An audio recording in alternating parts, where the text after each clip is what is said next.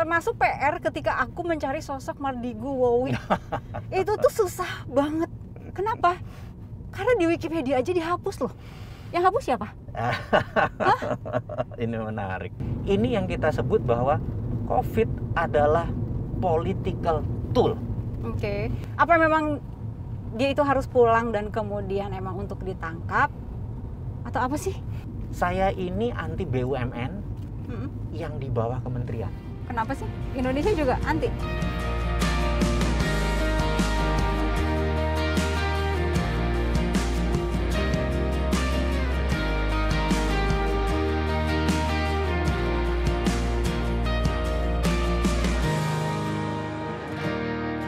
Mas Wowi, apa kabar nih? Alhamdulillah. Ya baik. ampun, kayak udah Waduh. berapa puluh tahun aku nggak. Bener nggak? Kita pertama itu zamannya teroris dulu ya. Iya. 2009 tuh lama bener, 2011.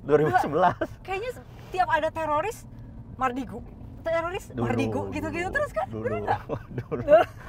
Makanya, dan aku keinget Mbak Indi itu adalah luar biasa, berapa kali ngajarin aku pas lagi break itu, Mas jangan ngomong ini orang penonton nggak ngerti, ngomongnya yang kayak gini. Waduh, you are my mengajari bahasa publik komunikasi di depan kan TV live nasional tuh gemeter kita, biasa berhadapan sama orang atau berhadapan sama monitor itu kan aneh. Tapi waktu itu tuh sempat yang wow, 400 teroris lebih gitu kan diwawancara sama Mas Wowi gitu kan, itu kan yang bikin orang ya, wow gila gitu kan. Tapi setelah itu menghilang, Mas Wowi hilang dari layar, itu kemana? Lebih banyak di pemerintahan atau gimana? Ya, jadi setiap saya dari Senin sampai Sabtu atau Minggu lah, Senin sampai Minggu adalah makhluk ekonomi gitu ya, binatang, malah binatang ekonomi gitu ya. Tapi di hari Rebo sebuah lembaga pemerintahan meminta saya sebagai staf khusus di bidang intelijen ekonomi. Perlu disebut namanya nggak? Saya harus lapor dulu. Iya. Dan sehingga kalau di hari Rabu tersebut saya mungkin bisa dikatakan sebagai apa ya, Spider-Man kali ya. Nah, di hari biasa saya adalah Peter Parker gitu. Oh. Jadi jadi paham. ada ini yang berbeda gitu ya. Dan tapi tugas itu sudah selesai, sudah paripurna. Sekian lama, jadi ya setahun terakhir kita menjadi independen analis deh gitu. Oh gitu. Jadi dan kayak balik lagi ke aslinya. Selama sekian puluh tahun berbisnis ya itu aslinya gitu. Jadi emang kayak apa? Kayak ada kontrak gitu atau enggak? Dikontrak sekian tahun? Iya, benar. Dikontrak cukup panjang kontraknya gitu. Jadi ya sudah selesai lah. Oke.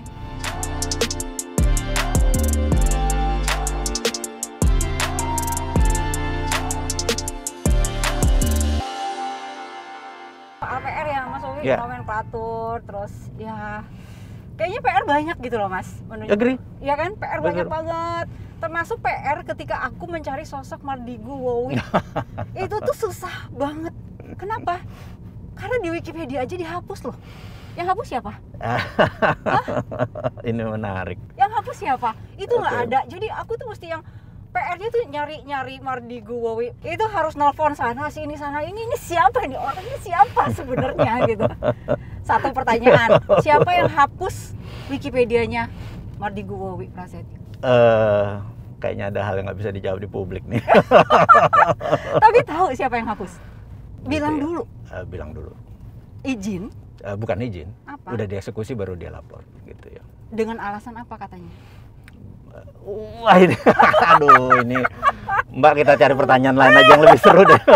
Enggak, penasaran gitu. Iya, Segitu iya. pentingnya kah orang ini sehingga tidak perlu ada di Wikipedia gitu? Kita ngejawabnya begini. Apa? Banyak sekali informasi-informasi yang kita ungkap yang bahkan tidak keluar di mainstream news. Iya. Gitu ya. Sehingga banyak orang bertanya, ini orang dapat data dari mana? Banyak info yang dikeluarkan oleh Mardigu Wowi, ya. Sehingga tidak perlulah nama itu ada di Wikipedia. Betul. Okay. Jadi dimintain data keluar terus. Jadi kita akan yang ngasih data siapa? Yang menghilangkan nama kita. Oh, baik. Baik. Oke. Dan ada beberapa identitas lagi yang harus diselamurkan versi mereka gitu ya. Sehingga kalau perlu ini kesannya adalah seorang bosman ini adalah penjual ludah, bosman ini adalah orang yang penipu gitu ya, bikin-bikin analisa konspirasi, iya, gitu. abal-abal Nah, lah gitu. memang harus digitukan. Padahal bener, analisa konspirasinya bener.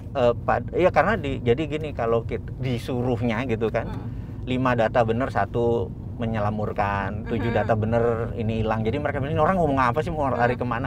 Tetapi mereka ngikuti secara urutan, mereka pasti dapat AHA-nya. Gitu, karena ada seseorang ini, kalau anggap saya bullshitter gitu ya. Ada seseorang bullshitter, setiap hari ngasih 7-8 menit video. Konstan. Selama 500 kali gitu ya. Ini orang pembohongnya gila ya, bisa konstan gini gitu ya bohong. Ya kalau saya bilang, kalau saya suruh ngayal nggak mungkin gue kuat. Iya, benar nggak? Iya. Ngayal tuh setiap hari harus ngayal gitu kan? Belum lagi nanti ditanya orang A, B, C, D, itu masa ngayalnya nggak berubah-ubah gitu kan? Iya gitu. Harus konsisten ngayalnya berarti. Nah, jadi monggo kita dibilang pengayal gitu ya, great illusionist, kasih tukang halu gitu ya. Tapi selama halu itu konstan, ya kita udah tahu bahwa ini ada data gitu ya. Jadi tujuannya sekali lagi bukan apa yang kita produksi, kita ingin membuat anak-anak muda terutama yang berusia 40 tahun ke bawah, generasi Z, generasi milenial ini untuk mengerti cara cerdas bernegara. Tidak harus mengerti cara cerdas bernegara di Indonesia saja. Saya kasih bagaimana Singapura bernegaranya, bagaimana China, Tiongkok sejak 2013 mengganti strategi bernegaranya secara foreign policy-nya, sementara Amerika apa foreign policy-nya. Kita ajarin mereka supaya nanti pada saat mereka dapat mandat, pada saat mereka mengambil jalur pemerintahan atau public service gitu ya, melayani masyarakat, dia sudah mengerti apa itu kebijakan yang menguntungkan, bukan sekedar memahami bahwa melayani rakyat itu cuma salaman sama rakyat terus ngasih bener. Kita harus punya tahu yang 1000 kali lebih.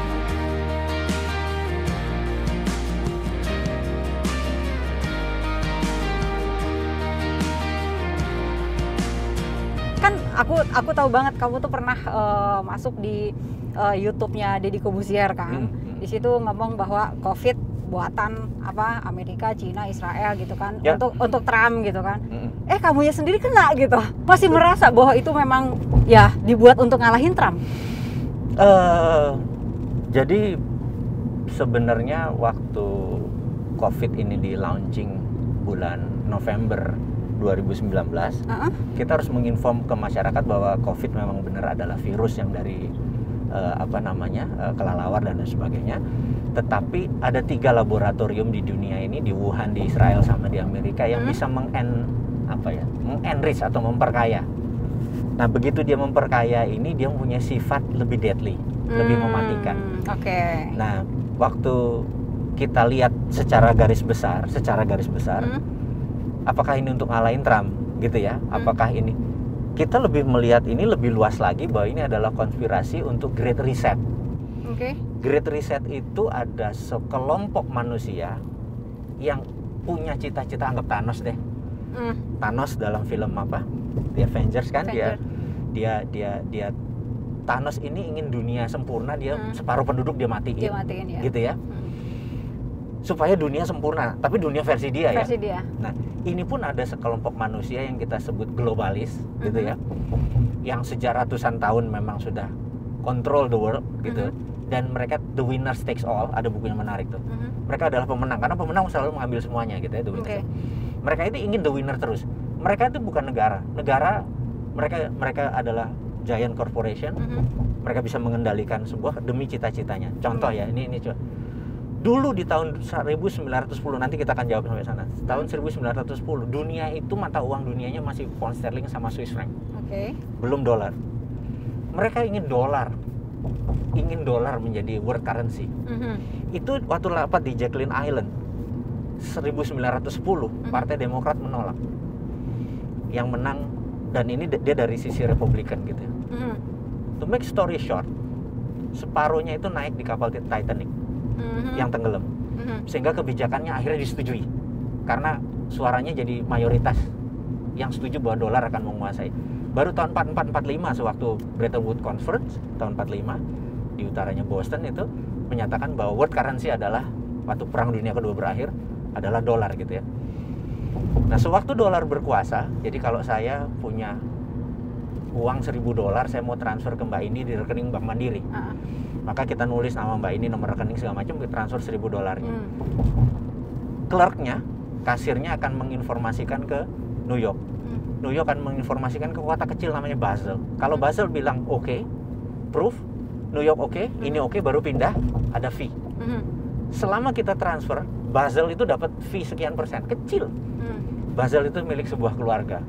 Jadi selama kita pakai dolar, the winners takes all, ada yang benefit. Semakin kaya kita berdua ya, dia makin kaya juga gitu ya. Nah, dia ingin last forever. Mereka itu ingin last forever gitu. Salah satunya adalah controlling the world. Ini salah satunya. Jadi mereka sudah menyiapkan banyak tool. Mereka itu raja tega. Raja tega. Bisa diingatkan bahwa apakah ini vaksin? Belum. Perang vaksin itu masih tahun depan. Di 2021-2022 sekarang belum perang vaksin. Sekarang ini adalah perang herd immunity. Herd immunity ini kan dia memerlukan vitamin C, vitamin D, benar nggak? Yeah. Pertanyaan kita, begitu COVID menyerang, pasien ini diberikan apa? Terbanyak diberikan vitamin. Kita cek, pernah nggak kita kekurangan vitamin? Jawabannya tidak, karena mereka ready before ini di launching. Jadi someone ada yang benefiting. Jadi kalau di dunia intelijen itu selalu melihat adalah who's benefiting. Begitu yang benefit adalah si A, dia main. Jadi siapa yang benefiting? Bayangin selama 8 tahun ada Obamacare di Partai Demokrat. Obamacare itu adalah pharmaceutical atau dunia sistem health system panen akbar. Begitu Trump jadi, ini ditebas karena Trump military industrial complex darlingnya. Military industrial complex darlingnya, bukan farmasi industrial seperti zamannya Obama. Ini kan, waduh, pengen nyari permainan lagi kan? Sekarang saham farmasi kan naiknya gila-gilaan gitu kan? Nah, ini yang kita sebut bahwa COVID adalah political tool. Nah, begitu nanti Biden jadi atau Trump jadi lagi, tugas COVID sebagai political tool selesai. Itu yang dimaksud selesai COVID itu selesai maksudnya COVID bukan selesai. Bukan COVID-nya selesai. Ya, nah, COVID menjadi pandemik biasa. Yang diuntungkan dunia farmasi dan sistem kesehatan. Nah, sekali lagi, jadi karena ini political tool, dia random. Salah satunya adalah pukul Trump. Karena dia anti globalis kan. Dia kan patriotis nasionalis gitu ya. Base-nya itu picture besarnya. Kejawab mudah-mudahan. Nah, waktu saya kena, makanya banyak yang bilang bahwa kenapa cuman lo yang kena gitu kan. Kemudian apa lo di COVID kan gitu ya. Iya, ada ya gitu. Akhirnya kita bilang ya mungkin aja, bener gak gitu. Di COVID kan kok ada orang yang niat untuk supaya Wowi kena nih. Kayaknya soalnya hari berasa itu, dari mana emang? Itu cuma tuduhan, bener nggak? Ya, oke. Cuma tuduhan. Tetapi saya bilang saya tidak bisa menyangkal gitu. Mungkin saya bilang gitu, bener nggak? Gitu. Ya, tapi sekali lagi ke depan walaupun kita seakan-akan sudah punya antibody karena pernah overcome. Enggak, itu orang tuh ada yang kena 2 kali loh, Mas. Makanya lebih baik kita pakai masker terus aja deh. Oh, baiklah. Setiap hari makan vitamin aja deh, bener nggak? Iya. Itu makanya kita nggak bisa bilang bahwa udah gue udah kuat gitu terus udah deh jangan belagu dah. Udah kita sehat aja deh, kayak sekarangnya pakai masker aja deh gitu. Iya, walaupun kasihan kan nggak semua orang bisa dengar suara, maksudnya kan ada yang bisa baca gerak bibir, ini jadi nutup untuk sebagian orang gitu kan. nanti ada teks di bawah. Nanti ada teks di bawahnya. Nggak ada, jadi akhirnya kena juga itu. Aduh, gue kena juga nih. Ya. Nah, ada satu moral yang saya dapat ya. Satu, saya tuh kan kena dari istri saya. Jadi istri saya karena suka trekking, dia jalan sama temennya, suatu hari temennya melaporkan kena, tapi agak telat ngelaporin. Trekking gunung ya. Namanya kena, terus ke istrimu kena, jadi dia agak telat lapornya. Jadi pelajaran pertama ya, kalau kita kena COVID, segera lapor ke teman-teman yang berhubungan sama kita sehari 2 hari demi supaya mereka bereaksi dengan cepat. Karena kalau terlambat bereaksinya terlambat, dia sudah lebih parah. Kalau enggak kan dia tanpa gejala, dia udah saya kena tapi gitu ya, udah bisa saya agak telat, terus 4 hari ada acara besar, sehingga saya menggunakan seluruh proteksi untuk tetap melaksanakan tugas, tapi saya menggunakan seluruh ini, dan alhamdulillahnya sahabat-sahabat saya yang berhubungan di acara itu sampai 10 hari setelah 2 kali itu juga nggak ada yang kena. Jadi saya pikir bersyukur karena informasi terbuka ini kan, informasi terbuka. Terus yang kedua adalah saya waktu dicek itu kan saya lemes kan. Kemudian dokter IGD-nya yang sampai sekarang saya mengucapkan syukur sama dia karena reaksi dia ini adalah cepet gitu. Dia bilang, Pak, boleh nggak dites kadar oksigen ke paru-paru. Tesnya gimana? Ngambil dari nadi tapi agak dalam, Pak, gitu. Itu rasanya jarum masuk tuh ngurek kiri ngurek kanan selama sekian menit, itu kan gemeter juga rasa sakitnya, bener nggak? Nggak pakai obat bius apa? Namanya juga harus intinya adalah begitu diambil terus kadarnya Pak cuma 82%, Bapak kalau bisa harus dirawat. Jadi oksigen ke tubuh saya cuma 82%, tidak 95 sampai 100 yang harusnya gitu ya. Ternyata paru kanan saya sudah kayak kabut gitu ya. Cepat juga ya itu. Padahal, terus dokter bilang, Bapak berkenan pakai plasma. Saya bilang, plasma itu apa? Saya sederhanakan, Pak ya. Plasma itu adalah orang sudah sembuh dari COVID, diambil inti darahnya nama plasma untuk ngajarin darah Bapak, antibodinya Bapak muncul dan lain sebagainya supaya lebih cepat pinter. Jalan pintas gitu ya? Ini bisa baca tulis, ini masih ABCD. Untuk perang lawan COVID ini perlu. Nah ini udah lebih pinter, jadi Bapak antibodinya lebih cepat diproduksi. Saya bilang, oke, nggak masalah, tapi ada satu hal, Pak, tolong nanti kalau sembuh Bapak menyumbangkan plasmanya. Saya bilang, saya janji, karena saya nggak pernah mau imbalance atau tidak seimbang pada kehidupan, saya janji. Udah? Nah, udah alhamdulillah. Nah, terus akhirnya begitu dipakai satu satu kantong gitu, langsung dites, langsung lompat. Sebenarnya dalam jangka waktu berapa hari? Cepat sekali. Baru pakai pagi itu, pagi besoknya diambil swab udah langsung. Oh iya? Kalau di tempat lain udah keluar tuh. Dan itu 3 hari pertama karena susah, terus dia nanya, Pak, saat ini banyak orang yang sudah sembuh tidak mau menyumbangkan plasmanya. Karena katanya. Mereka nggak mau nyumbangnya kenapa? Mungkin alasannya lain, satu tidak Padahal yang dikeluarin dari badan kita paling berapa banyak itu? Makanya mungkin satu karena tidak tahu, dua karena banyak dokter yang masih mempertanyakan metodologi ini dan lain sebagainya. Tapi intinya adalah saya merasa feel benefit, saya merasa mendapatkan diuntungkan. Terus saya bilang saya janji. Terus ya udah kita keluar. Seminggu kemudian saya dicek sama dokter, saya tanya, Dok, plasma itu apa supaya saya lebih puas? Dia bilang, jadi kalau kita bagi 3 kategori, ada yang kategorinya ringan atau bahkan tanpa gejala yang isolasi di rumah, itu tidak perlu plasma. Tapi kalau mungkin antara medium sampai severe atau sampai parah itu cocok. Tapi yang akut itu mungkin beda lagi. Jadi mungkin yang di tengah inilah yang cocok pakai plasma. Dan dia di rumah sakit itu dan dokter-dokter yang pakai plasma menyatakan kesembuhannya tinggi sekali gitu ya.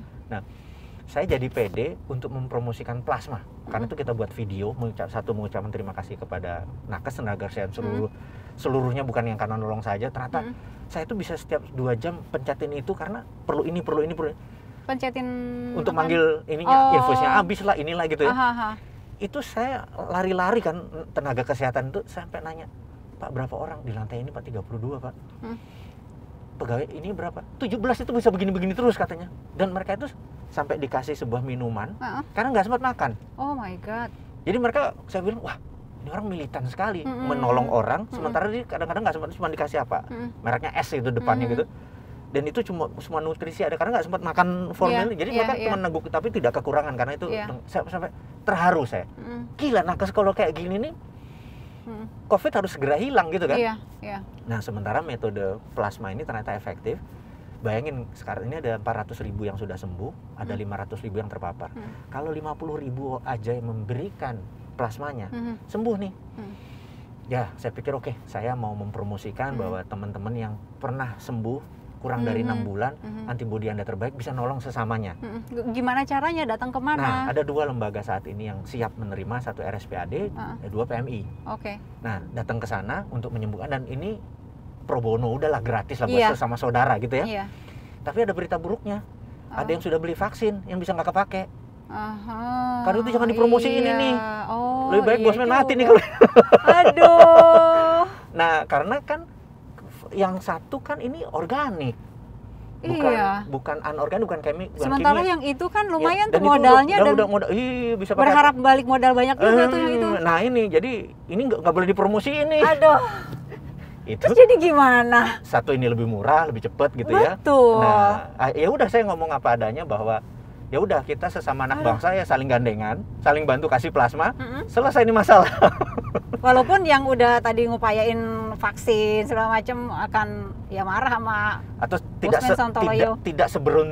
seberuntung niatnya. Oh, oke. Tapi jelas nggak rugi lah. Orang dia pakai peraturan kok, kalau nggak pakai vaksin harus ada bayaran apa penalti segala macam. Udah pakailah peraturan. Orang dia punya peraturan kok. Kan dia regulator kan. Jadi ini banget ya cepat banget ya. Itu pengalaman pribadi ya? karena kan ukurannya kan batuk, sesek, mati rasa gitu ya. Makanan sampai aku turun 5 kilo makan nggak ada rasanya. Iya. Sampai segitunya berarti ya. Aftertaste-nya itu nggak enak gitu. Kalau kita makan kan ada aftertaste ya. Kalau makan steak ada sampai aftertaste. Sesek yang paling parah nggak? Nggak sih, alhamdulillah. Jadi nggak sampai. Tapi kalau sesek tuh gini, kalau kita narik nafas full, tahan sebenarnya batuk. Itu cirinya. Itu cirinya. Nah, kalau bisa nahan terus 10 detik sih sebenarnya nggak enak. Nah, kalau batuk kan nggak enak gitu ya batuk. Nah, karena paru-parunya memang yang itu ya. Dan itu akan ada terus di situ atau ada perbaikan nanti akan balik lagi ke semula atau akan berbekas seterusnya? Saya nggak tahu ya, mungkin apakah ini kayak rokok jadi ada spot atau apa segala macam. Ya udah, saya berprasangka baik aja. Pokoknya sekarang narik nafas sudah full, udah bisa jogging lagi, sudah ngasih plasmanya kita gitu ya. Dan kita juga pada saat kita ngasih plasma, kita nggak mau dipromosiin.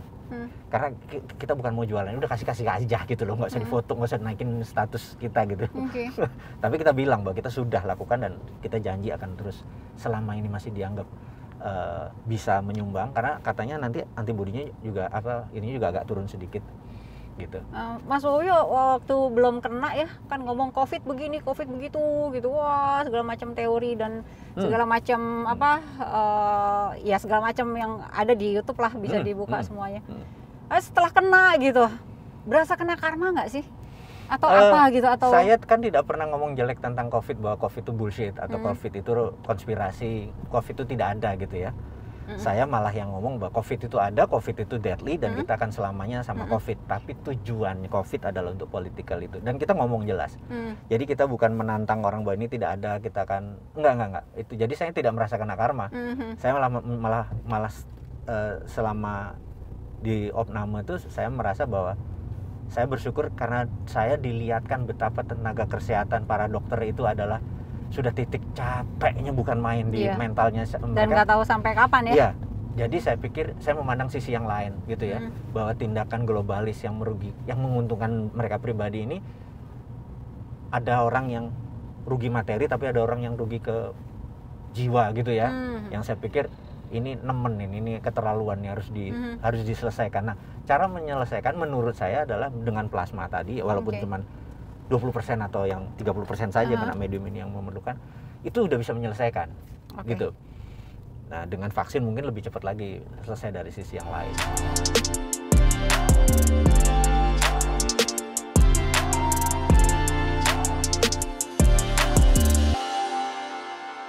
Indonesia itu kan ya damai-damai tapi anget, sebetulnya tuh kayak ada sekam gitu loh. Ya kan? Kayak damai tapi kayak ada sekam, kayak ada ya dikit digosok aja udah langsung panas gitu. Contoh waktu kemarin HRS pulang gitu, itu tiba-tiba lihat kan bandara udah kayak apa gitu. Itu nggak diundang, nggak tahu gimana, pokoknya tahu pulang penuh. Terus ada kejadian juga nikahan gitu kan, tamburan, terus ada yang di puncak, ada yang apa, dan sekarang tersangka akan ditangkap gitu. Ini dari pandangan Mardigui itu apa gitu sesungguhnya, apa memang dia itu harus pulang dan kemudian emang untuk ditangkap atau apa sih? Jangan ketawa doang. Kalau saya menyatakan ini as it is, apa adanya, maka waktunya belum tepat. Oke. Karena itu saya, dan tidak akan pernah tepat kayaknya. Ada waktunya suatu, tapi kalau jadi too early bagi saya untuk mengungkapkan informasi ini. Jadi banyak teman-teman yang HRS itu bagaimana, coklat itu bagaimana, ini rekayasa kah, ini bedil-bedilan kah, ini kesengajaan kah pulang dan lain sebagainya. Gini, ini lagi panas-panasnya. Iya. Maka segala informasi yang saya akan buka itu akan menimbulkan pro kontra karena saya tidak mau jualan. Saya menunda sedikit, saya minta teman-teman bersabar. Saya menunda sedikit aja.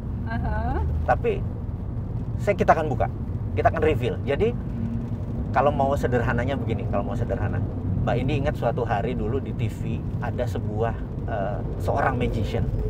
Magician ini dia membuka seluruh tabir rahasia bagaimana orang melakukan magic. Sehingga orang kalau melakukan trik yang sama garing. Oke. Nah, banyak dia diprotes, mungkin 90% magician protes sama dia karena gara-gara dia begitu dia nggak bisa dagang. Karena iya dia kan? buka. Karena gitu dia kan? buka. Misalnya trik ternyata gitu doang, sulap gitu ya. Magic. Telur dimasukin ini ke ando sapu tangan terus dipecah terus masih telur juga. Loh, tadi ininya kemana gitu ya? Dulu kita penuh aha, penuh wow gitu ya. Begitu dibuka, gitu doang. Ya. Nah, akhirnya kan 90% magician hampir bubar karena nggak bisa dagang. Marah. Tetapi di sisi lain, magician yang benar-benar berkreasi menciptakan new magic dan itu mereka tutup. Sekarang magician dan ilusionis menjadi lahan yang baru yang nggak bisa ditiru. Dan itu sekarang naik 2-3 level. Bayangin kalau dia dulu 15 tahun yang lalu dia tidak buka, maka magic akan menjadi sama dengan 100 tahun yang lalu. Nah, balik lagi ke yang itu. Nah, Bossman ini niatnya adalah membuka magic reveal, the political reveal mau dibuka. Supaya yang anjing-anjingin kan banyak, kampret tuh bangke tuh Bossman gitu kan. Dibuka nih rahasianya, gini loh cara korupsi. Jadi korupsi yang paling rendah adalah makan anggaran. Korupsi yang paling tinggi rubah kebijakan. Wah, ini ada magic yang harus dibuka nih. Hal ini. Tapi jangan sekarang, ini masih anget. Kalau masih anget nanti tujuan dia yang mulia tidak tercapai, tujuan yang ini yang mulia tidak tercapai. Ada dua yang mulia berarti ya? Karena kita nggak kan CCM, semua orang punya cita-cita mulia kan. Semua orang punya CCM-nya masing-masing gitu ya, punya kebenarannya masing-masing. Itunya jangan dirusak dulu, karena kita nanti menjadi orang yang ya persona non grata dari semuanya. Sementara kan kita mau ambil pelajaran, kita bukan mau jadi terkenal. Kita nih nggak nyari nama kok gitu ya. Jadi kita nih nggak nyari jeneng bahasa Jawanya, kita nih nyari jenang gitu ya, nyari duit, bukan jeneng gitu. Nah ini, jadi suatu hari kita akan buka dari sisi kebenaran dari dua belah pihak. Dari kedua belah pihak. Dari kedua belah pihak. Jadi orang bisa ngeliat, oh ini landasannya ini, oh Cinanya begini, Amerikanya begini, Tiongkoknya begini, oh tujuannya ini. Indonesia, oh ininya begini. Nah gitu, sabar gitu ya. Oh salah toh ternyata, nah gitu kan. Aduh. Sabar. Jadi saya beberapa kali kalau teman-teman mulai hafal dengan gayanya kita nunggu cool baru kita naruh gitu. Cool kayak sekarang ini orang lagi rame HRS, lagi rame tembak-tembakan. Dia masih bilang Biden bisa kalah, Trump bisa menang. Lo gila kali ya. Tembak-tembakan juga itu tiba-tiba aja gitu di tol. CCTV di kilometer ini pada mati gitu kan, orang juga kok tiba-tiba langsung rusak ya di wilayah itu gitu. ya orang juga kan langsung banyak analisa sendiri juga gitu loh Mas Owi. Kita nggak ikut dulu, mohon maaf. Kita saking taunya menjadi tidak tepat karena momentum. Jadi bagi saya momentum apa sih bahayanya kalau ngomong? Kan ujung-ujungnya kita ini ingin bernegara ini dalam arah yang menjadi negara berdaulat, powerful, menjadi global player, menjadi pemainnya bukan jago kandang, bukan tarkam, bukan antar kampung, bener nggak? Nah, ini tuh harus sampai jadi dulu baru hikmahnya kita beri. Ini masih di sini, masih belum di atas. Tuh. Nanti eskalasinya masih naik nih. Biarin aja. Nyawa 6 lewat juga biarin aja. Itu nyawa kan udah terjadi, nggak akan terjadi lagi. Tapi eskalasinya naik. Nah, eskalasi naik ini begitu mateng. Nah, ini yang benar nih gitu. Baru kita ngomong. Masih begini. Too early. Jadi kayak gini deh. Sewaktu Biden menang jadi oleh quick count, dinyatakan selamat, padahal KPU Amerika belum memutuskan. Iya. Jangan, kenapa sih mesti buru-buru? Kayak di sini kan? Kayak di sini di begitu. sini juga kan. Kita Kayak gitu. cuma bilang alhamdulillah Anda menang. Udah sebatas itu. Tapi kita belum menyelamatkan Anda. Selamat ya, selamat berjuang, semoga amanah. Nanti pada saat KPU menyatakan dok, bener nggak? Iya. Jadi hal itu membuat kita ngerti apa namanya, bahwa ini udah puncaknya, nggak bisa digugat lagi gitu ya. Nggak usah buru-buru, sabar. Ini pun masih sama nih. Apa namanya Pak HRS dengan kasus ini masih akan naik, belum sampai doknya gitu. Nah di situ baru kita buka gitu. Jadi kita selalu membuka sesuatu yang sudah matang. Oke.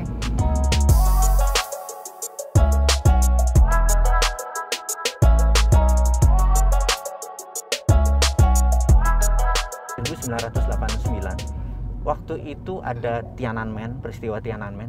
Oke. Pejabat Cina ini ada dalam dilema, mau ikut demokrasi Amerika, demokrasi ala Amerika ala Barat, atau China akan mempunyai platform sendiri. 12 jenderal menghadap Politbiro, kalau ikut Amerika tebas saya leher kami.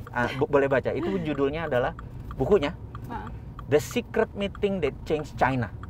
Oke. Itu judul bukunya.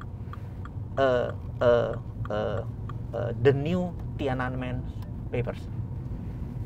Ini akhirnya China waktu dulu, Michael Hudson, guru besar ekonomi, ngajar di Peking University. Xi Jinping adalah salah satu murid dia. Jadi mereka bilang konsepnya Hudsonian akan dipakai. Nah sejak saat itu China memutuskan, Tiongkok ya, saya selalu menyebut Tiongkok sebagai negara karena China adalah ras.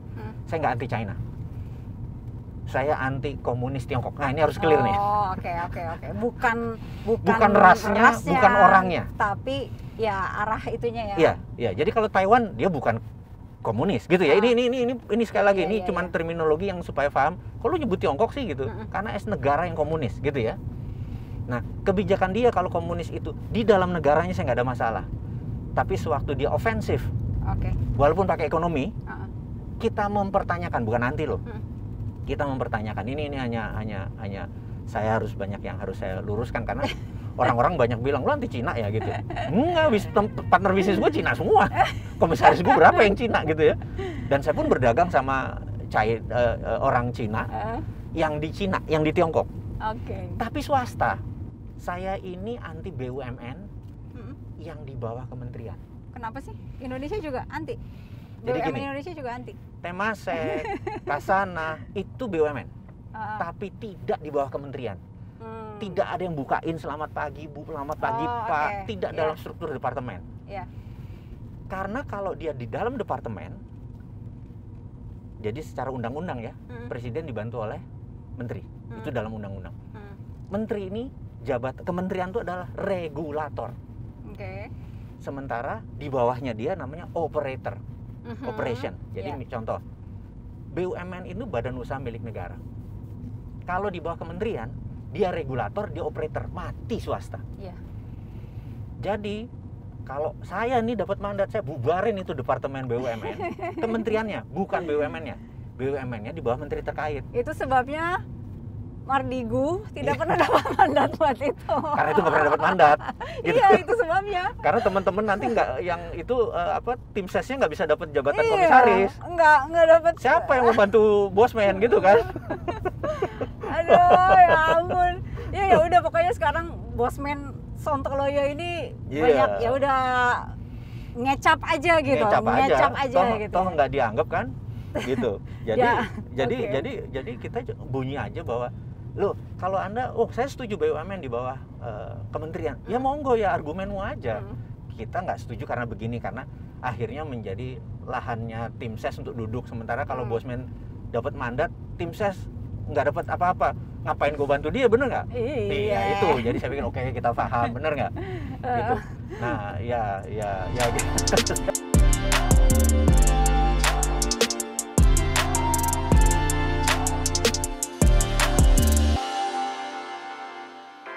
Aku tuh kan kenal Mas Bobi dulu pengawal terorisme, ceritanya gitu ya, ceritanya. Terus udah gitu kemarin-kemarin kan banyak tuh di YouTube ya sebut saja gitu, yang terkenal tuh semuanya ada Mardigu. Tunggu, ini perasaan narsum gue nih. Tunggu ya. Ini gue harus dapat nih narsum gue nih. Tapi kamu tuh ada di mana? Itu sampai kayak digilir gitu kan di beberapa YouTuber terkenal gitu, Mas Oli, ya kan. Dan kebanyakan yang mereka pengen ungkap itu lebih ke apa, konspirasi kayak gitu-gitu kan. Benar nggak? Jadi awalnya mungkin saya punya diary di sosial media yang selalu nama saya samar atau tempat saya samar, pokoknya saya tulis sebagai ungkapan karena saya dari dulu nulis diary. Namanya apa dulu? Enggak, diary pribadi, benar-benar diary pribadi. Terus begitu ada Facebook di 2010-11, saya pindahkan diary tersebut ke sosial media tapi saya samarkan. Jadi tidak, bahasa Jawanya tidak cetok gitu ya, tidak benar-benar nulis as it is saya tulis. Hanya mengekspresikan hari ini mau apa, hari ini ngapain dan lain sebagainya. Ternyata cukup banyak peminatnya gitu ya, sampai sosmednya dulu udah IG atau sosmednya belum, masih Facebook? Masih Facebook.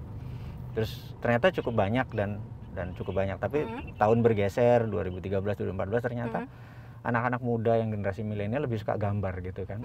Terus waktu itu tulisan? Waktu itu masih tulisan. Terus beberapa tim kita bilang gimana Pak kalau ini dalam bentuk gambar, dalam bentuk itu. Saya bilang wah ya bolehlah digarap gitu. Nah terus suatu hari saya ada teman punya radio gitu ya, terus dia bilang Mas bisa siaran nggak? Saya bilang waduh kalau siaran dengan apa namanya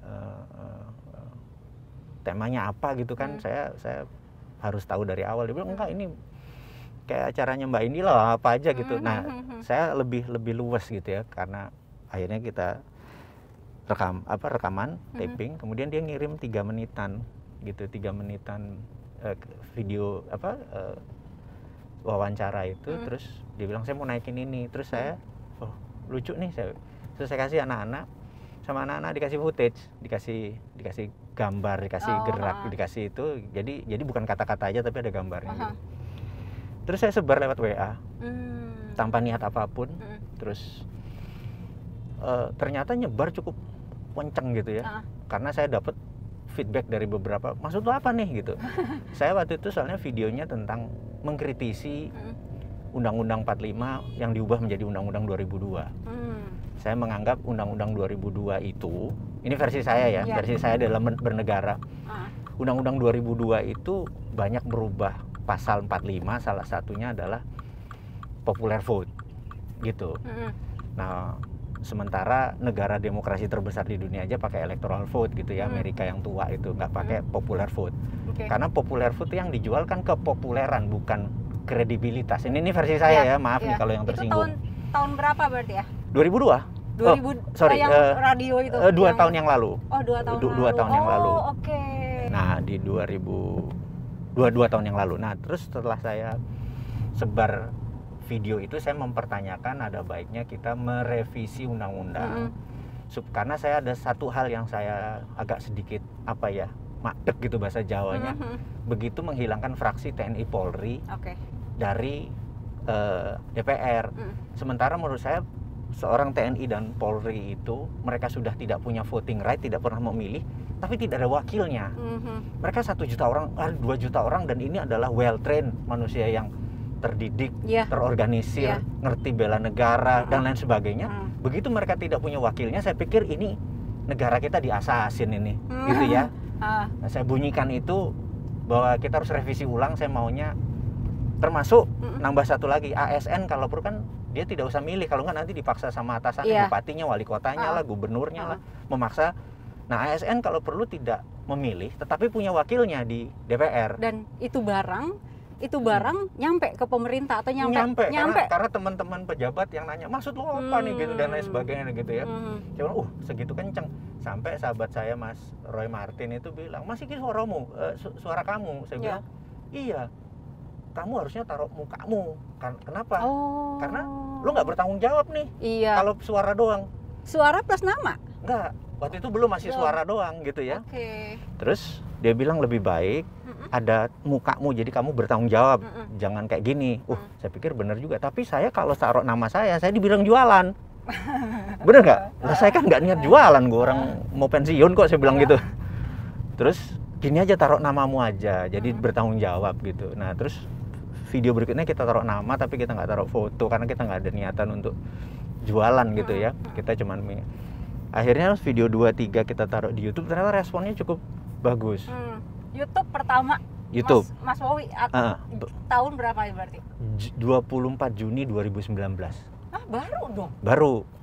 Itu YouTube pertama. YouTube Tapi pertama. sekarang followernya udah edan-edanan gitu ya? Ya itu yang nggak ngerti karena kita nganggap satu tema kita berat kan. Kita rencananya mau buat 1000 video cara cerdas bernegara. 1000, sekarang baru 450. Ya berarti kan, dan itu setiap hari gitu ya kita berikan teman-teman milenial. Saya merasa sejak reformasi 98 itu PMP, Pendidikan Moral Pancasila, kemudian P4 bernegara kita tuh sangat kecil sekali porsinya, bahkan nggak ngerti sejarah, banyak nggak ngerti. Orang isinya hafalan semua dan porsinya mengecil. Jadi saya pikir terus juga pejabat sekarang banyak nggak ikut Lemhanas. Dulu di zamannya zaman Pak Harto apalagi ya, kita bukan membanggakan atau menjelekkan, tapi sisi positif kita lihat di zaman Pak Harto itu semua calon menteri di Lemhanaskan.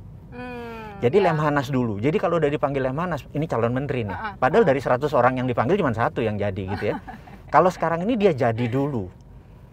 Sementara bela negaranya tidak ngerti. Jadi menurut saya karakter dia sebagai negarawan atau statement belum jadi.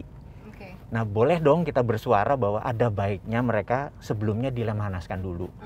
Jadi kalau ada misalnya Pak Presiden sekarang mau reshuffle nih, mungkin saya kasih judul Pak Jokowi Get Talent gitu ya. Tapi menteri. Tapi ada 2 tuh yang menteri harus diisi kan? Kalau perlu semuanya di reshuffle lagi. Serius? Nggak ada satupun? Kalau perlu ada satu menteri yang dipakai di semua posisi juga kan? Oh gitu ya. Itu berarti sangat penting kan posisinya? Kenapa dia bisa begitu saya juga nggak tahu ya. Kita nggak usah membahas itu. Iya, nah jadi harusnya di reshuffle itu, walaupun nanti dibalikin lagi di posisinya, tapi sebelum itu ada baiknya dia diikutkan di Lemhanas misalnya atau lembaga sejenisnya, juga nggak tahu ada. Dia harus intens sekali gitu ya, memahami tentang bela negara dan untuk menjadi statement lah atau menjadi negarawan, sehingga waktu dia duduk kebijakan-kebijakan dia pro rakyat, ngerti apa itu pro rakyat, pro oligarki, pro sendiri. Tapi bicara soal bela negara tuh Mas, kalau ada gangguan-gangguan dari misalnya Malaysia klaim lagu apa gitu, tuh orang-orang Indonesia tuh pada berkobar itu. Itu kita harus memahami bernegara tuh ada 7 pilar. Mungkin sekarang 9 pilar. 7 pilar kan IPO, Lexos, Bud, Hankam. Ya kan? Ideologi, politik, ekonomi, sosial, budaya, pertahanan dan keamanan. Nah, saat ini di Indonesia sejak 2002 karena kita pakai popular vote, maka isi media 80% masalah politik. TV kita ini coba aja isinya yang paling banyak apa gitu ya. Jadi bahkan ngomong di warung aja politik gitu. Iya. Nah, sementara di negara lain ya porsinya cuma 1/7 paling banyak gitu ya.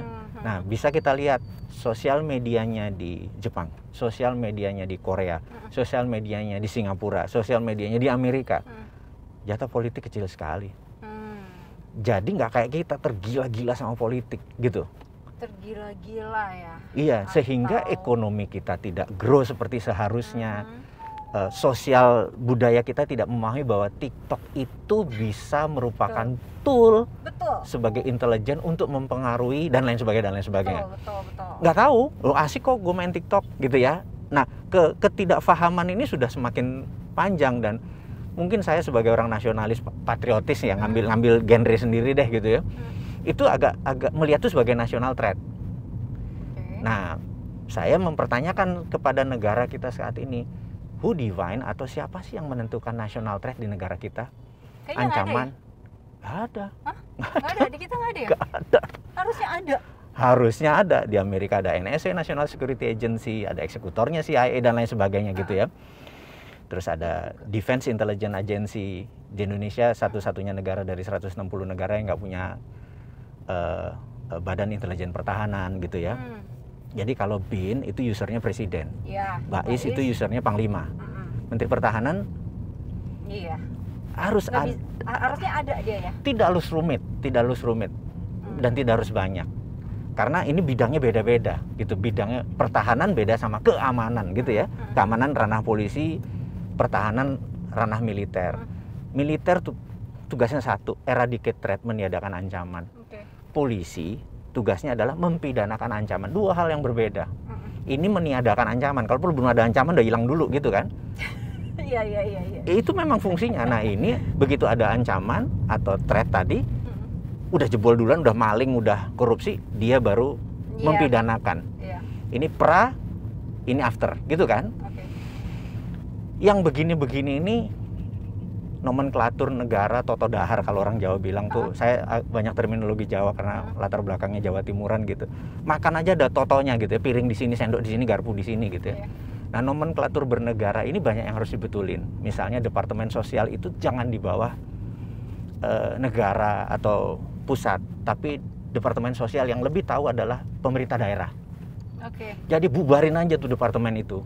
Gus Dur udah coba bubarin, dan ngerti kan, Gus Dur bubarin, sekarang setiap menterinya korupsi. Gitu kan, dari dulu dibubarin gitu kan, gitu. Bernegara itu Anda akan punyai power, Anda akan punyai kedaulatan, dan saat ini Indonesia sebenarnya negara yang harusnya menjadi global player, bukan follower. Dan untuk menjadikan negara global player, Anda harus berdaulat. Anda tidak boleh bergantung pada asing atau bergantung pada bahkan teknologi asing, pengetahuan asing dan lain sebagainya. Anda harus bergantung pada kekuatan sumber daya manusia Indonesia, sumber daya alam Indonesia, dan ini adalah power. Kita punya geopolitik yang besar. Geopolitik adalah kekuatan geografi untuk keunggulan politik, dan geoekonomi adalah kekuatan geografi kita untuk keunggulan ekonomi. Jadi kita mau mengingatkan dengan cara cerdas bernegara. Saya harap ke depan 2024 sampai seterusnya Indonesia bukan lagi negara yang follower atau me too, tapi menjadi negara berdaulat yang punya arah yang jelas. Saya harap teman-teman muda rajin baca buku, berdiskusi yang sehat, tidak mengkritik tanpa ada solusi, dan terus semangat walaupun Anda merasa ekonomi sekarang berat karena masalah COVID, tapi ini semua adalah great reset yang membuat Indonesia menjadi negara terbaik. Terima kasih. Serius banget ya? Iya dong. Serius banget ya? Pesan-pesan dari Bosman Sontoloyo. Itu. Thank you Mas Uwi. Sayang, thank you. Udah off nih ya? Nanti aku offin. Mau di offin apa enggak? Udah. Jadi tadi udah dijemput dari Jumatan kita terus bareng-bareng. Iya, jalan-jalan, ya udah. Dari 2009 is been very 11 tahun ya. 11 tahun dan saya terus ingat pelajarannya Mbak Indi. Aduh. Live pertama dia bilang, Mas jangan terangin terlalu detail Mas, orang nggak peduli Mas, yang penting lu buat rasa, orang tuh semangat Mas, rasa yang dijual rasa. Saya ingat banget tuh. Jadi rasa tuh gimana? Jadi kalau Dul Martin bisa nembak segala macam, jangan. Dul Martin yang begini orang lebih suka. Oh no, tuh saya itu dalam hati. Oh jadi bukan informasi yang seperti lahir tanggal berapa, anaknya berapa. Wah, enggak. Orang bisa baca lah. Orang bisa baca kalau gitu. Oke. Dan itu benar-benar menjadi sebuah pattern sampai saya sekarang pun nulis buat video.